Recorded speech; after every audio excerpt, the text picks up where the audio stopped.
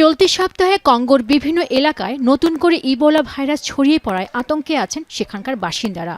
আর এর সংক্রমণ থেকে বাঁচতে মাস্ক পরছেন তারা, কিন্তু মরণব্যাধি ইবোলার হাত থেকে পুরোপুরি রেহাই মিলছে না। বেস্ট ইনগ্রেডিয়েন্ট ও ইউরোপীয় মেশিনে তৈরি মজাদার কেক ফ্যান্টাস্টিক, যে ফানে সবাইকে টানে। প্রতিদিনই কেউ না কেউ সংক্রমিত হচ্ছেন এবং মারা যাচ্ছেন এই ভাইরাসে। Kuipelekea jamaa yangu juu mimi niko nazunguruka mbati ya mingi, mimi naogopa kukufa. Si ayafika msitu Kivu, lakini mimi naona ni bora nivale kwanza makusudi nijiproteje. Ikifika msitu Kivu nikuwe nishajiproteje zamani.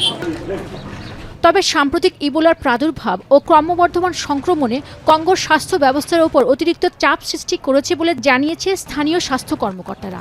সংকট রয়েছে পর্যাপ্ত ওষুধপত্র, সুরক্ষা সরঞ্জাম, এমনকি কর্মীর।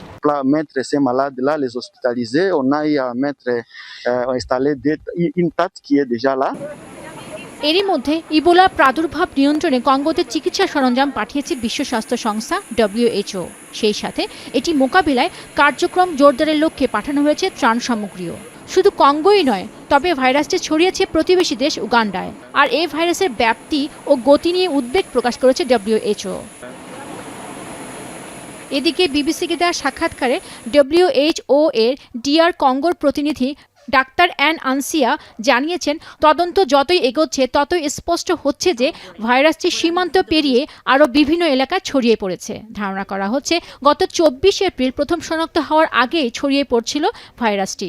বর্তমানে এই প্রাদুর্ভাবের জন্য দায়ী ইবোলা ভাইরাসের ধরনটির বিরুদ্ধে কোনো অনুমোদিত টিকা নেই।